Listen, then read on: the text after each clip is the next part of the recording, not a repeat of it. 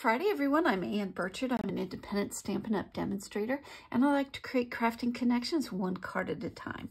Today's cards, plural, I'm going to be making 4. I'm going to be using a little cheesy stamp set.